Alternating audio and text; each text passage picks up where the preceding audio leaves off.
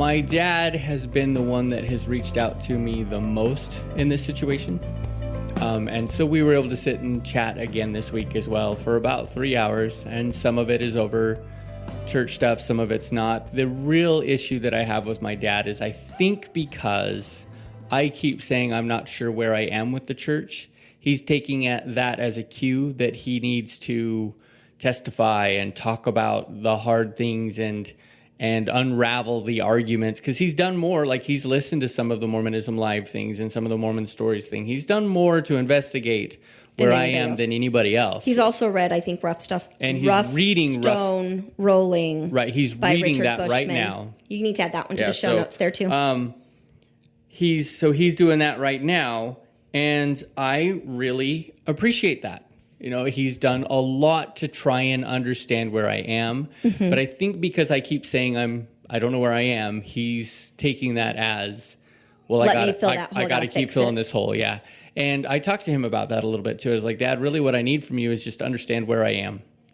Not where you think I am or where you think I need to be, just understand where I am, what is concerning for me. And we talked about some of those things. I think both things that we've talked on this podcast about previously, like the abuse thing, the AP article from Arizona. Well, let me ask you a question, because I'm hearing some contradiction here that I want to call to your attention.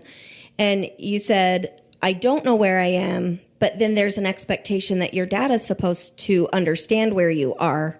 That's kind of a difficult thing. Are you inadvertently putting your dad into this impossible situation of, I don't know where I am, Dad, and I need you to understand where I am?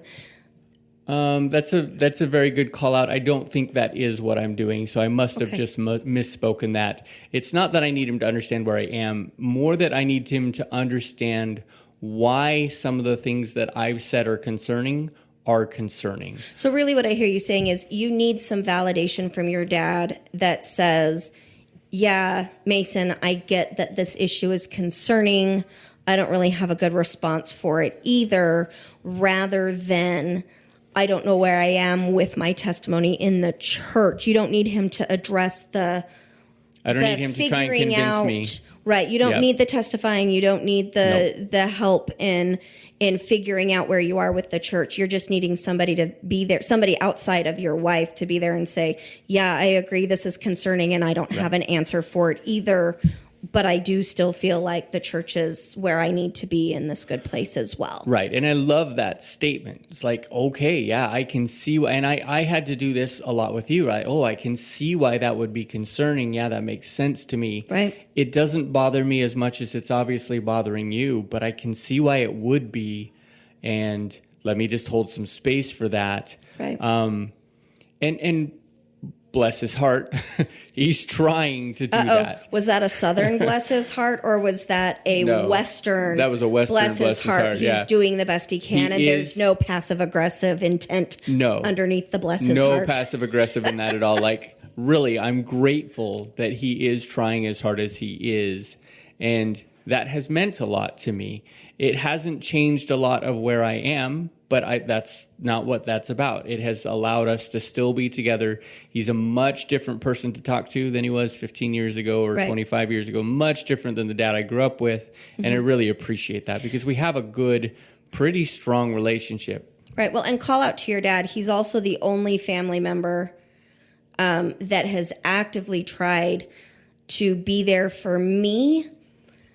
And unfortunately, again, I'm not in that place. And because of some of the really hurtful things he's done, and he hasn't ever really apologized, I'm not in a place where I even want to take the risk to be vulnerable with him yet, but also want to hold some space and honor the fact that he has come at it in a very different way than he's ever talked to me about anything we've disagreed on ever before. So there's that growth there. And again, I have to be able to say, I appreciate the growth. I'm still not ready, especially after what happened on there, because your family has definitely, since this whole thing started, I'm that scapegoat. And because of my trauma growing up of being the scapegoat in my family, I'm like, oh, hell no. If you're going to blame me for this and not acknowledge some of the other issues, because I'm not saying I'm free of responsibility from where you are at, because we're in a relationship. So obviously that's very fluid, but also stop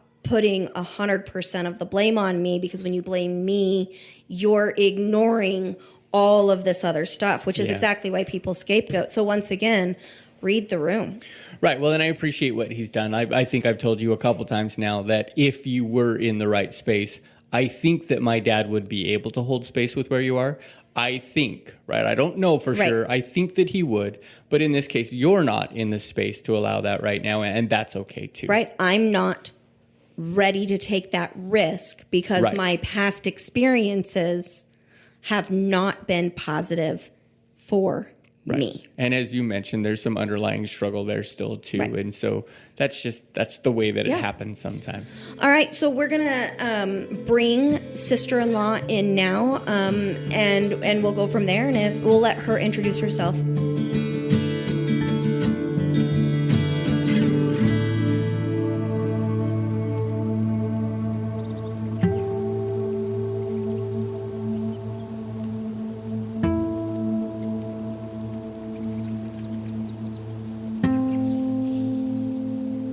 We would love to invite you to join our Facebook group, Unpacking Mormonism and Other Religious Trauma, on Facebook so that we can have some open dialogue and foster a community of support. Thanks so much.